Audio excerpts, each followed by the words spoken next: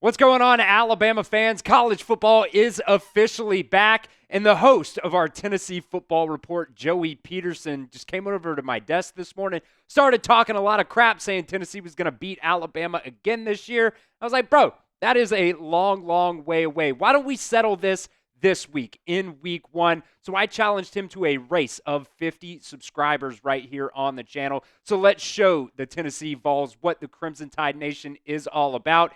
Hit that sub button right now and stay up to date on all things Alabama football news, and let's beat them in a race to 50 subscribers.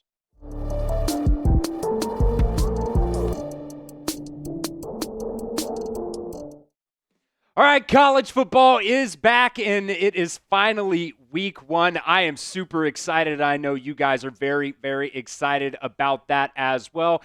Alabama going down to Tallahassee to play Florida State on Saturday. The Crimson Tide opening up as a 13.5-point favorite, which is a massive margin when you're going down there and playing on the road in a very rowdy environment down there in Tallahassee. The over-under on this game right now set at 50.5. Does make me a little bit nervous considering almost every single time Alabama was a double-digit favorite last year, they had some struggles at times. So we'll see what happens in this game. Definitely don't want to overlook Florida State considering, the crappy season they had last year. But it's going to be a very, very fun week one matchup. So let me know down inside the comment section, does Alabama cover the 13.5-point spread against Florida State? Let me know what you guys think. Type Y for yes or N for no down in the comment section. All right, a couple injuries I want to just kind of touch on before we get into some of the preview of this game here. James Smith, it seems like he's going to be playing in this game, kind of an undisclosed injury, but they've been working him back. Sounds like he's going to be playing just fine in this game. Jaeden Roberts is one that we are going to continue to monitor this week. He's had a concussion the past 2 weeks. He was kind of held out last week. So usually concussions are like 1 to 2 weeks. Hopefully it doesn't, continue to go on further than that. We'll see if that, battle, I guess, at that right guard position between Jaeden Roberts and Geno Vandermark, that concussion might lead to Geno Vandermark getting the first snaps there for Alabama at that right guard spot. And then Jam Miller is definitely going to be out for this game with that collarbone injury. All right, some Florida State injuries to touch on here as well. Squirrel White kind of got banged up last week at practice with an undisclosed injury. It seems like he is going to be expected to play in this game. LaWayne McCoy, he's a second-year wide receiver. He's going to be out for Florida State in this game. And then true freshman defensive tackle Kevin Wynn will also be out in this game. But I think having Squirrel White in the lineup here for Florida State is definitely going to be a good thing for them. He is a transfer from Tennessee. And, 2 years ago in 2023, he was really good. Really seemed like he was kind of on that pace to being, a top wide receiver in Tennessee's lineup. But then last season kind of took a little bit of a step back. Maybe that was a, Nico problem to an extent there for Tennessee. But, like we have, kind of said, Florida State really did have a lot of roster turnover here in the offseason. They added 19 players via the transfer portal, including some very notable players like Deuce Robinson, former 5-star tight end, ended up going to USC, transfers to Florida State. Seems like they're going to use him more like a big-bodied wide receiver, so we'll keep an eye on that. Squirrel White also came in from the transfer portal. They have 4 new starting offensive linemen that they got out of the transfer portal. Tommy Castellanos, they got him out of the transfer portal from Boston College. They went 2-10 last season. And, I think a lot of that was just really horrific quarterback play from DJ Uiagalelei. But don't look at that. This is a completely new team at this point. I don't want anybody to go back and look at last year to see how bad they were and just think this game is going to be a cakewalk, because I absolutely don't think it will be. This is a brand new Florida State team. It's a 2:30 kickoff. It's going to be hot. It's going to be a very crazy environment as well. This team is very hungry coming off that season last year. And, transfer quarterback Tommy Castellanos got the talking started early, going back earlier in the offseason here, just talking about Alabama, saying, I'm excited, man. People, I don't know if they know, but, you go back and you watch the first game that I played in, and we always start out fast. I dream of moments like this. I've dreamed playing against Alabama. They don't have Nick Saban to save them. I just don't see them being able to stop me. He then goes and does some workouts and stuff like that. Isaiah Horton was just kind of part of that workout group that he was with, and they kind of saw each other. There was video of this, and he said, "Oh, you play for Alabama? Y'all boys going to see them boys coming off a 2-10 season." I just had to install some confidence in them. And then at ACC Media Day, saying this as well, tripling down on just the crazy words, crazy trash talk that he was saying, we stand on what I said. I said what I said. We stand on that. I don't mean no disrespect to those guys at Alabama or anything like that. I have confidence in my guys and the work that we have been putting in and preparing and the preparation that we've been putting together. That's all that was. No disrespect to those guys, but we stand on what I said.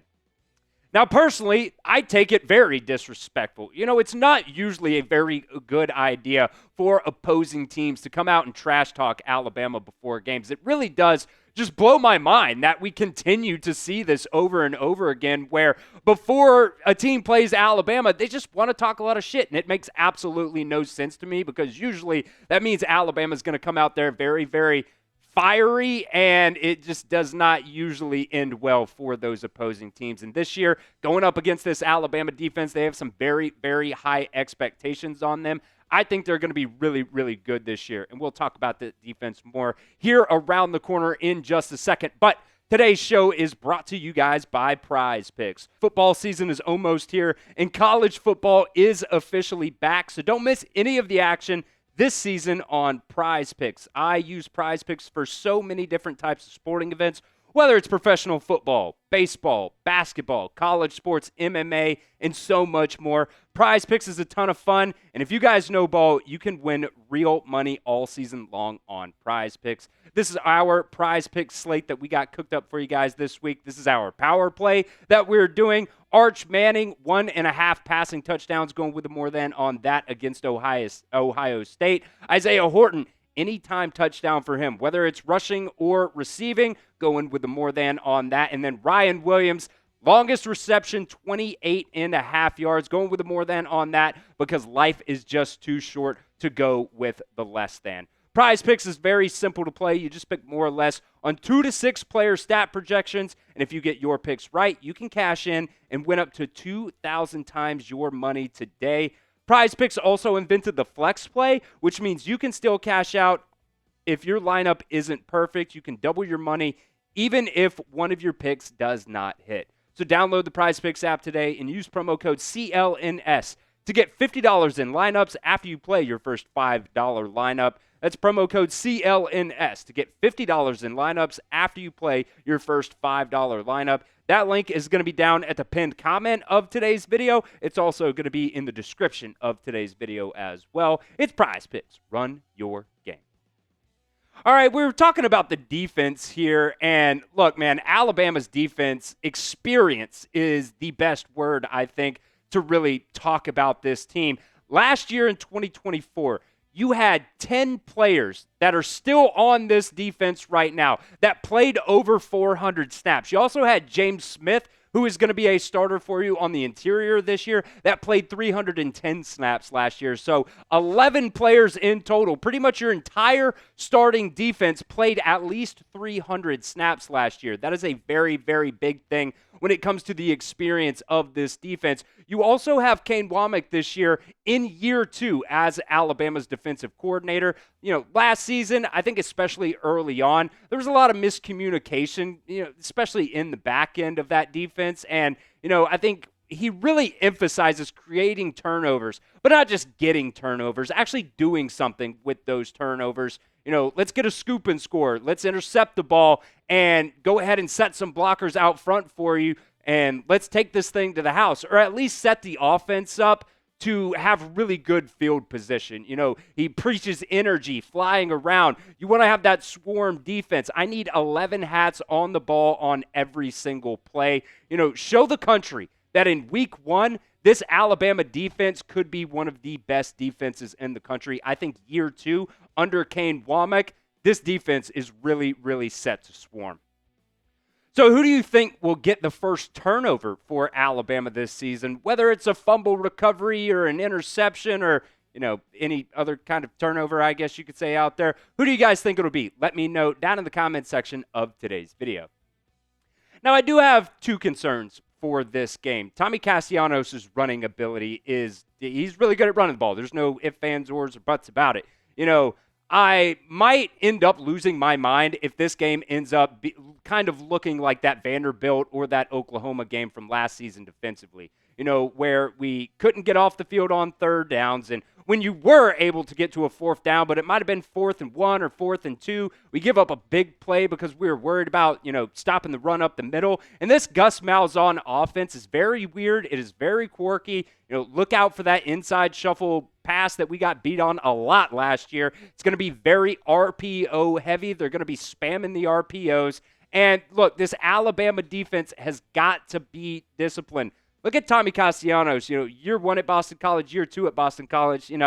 He got worse under Bill O'Brien there, but man, the rushing ability is still there for Tommy Castellanos. This Alabama defense has got to be disciplined. They have got to do their individual jobs. They can't play hero ball because, when guys start to just kind of overcorrect because maybe somebody else wasn't doing their job, that's how you get beat big. And I am very nervous about Alabama being able to stop Tommy Castellanos' running ability. If we cannot shut that down, this might end up being a pretty tough watch for Alabama versus Florida State. My number 2 concern for Alabama versus Florida State is going to be the special teams. I think this is the biggest, by far, question mark on this Alabama team right now. I want so bad to believe in Connor Talty. We just really haven't been able to see him quite yet.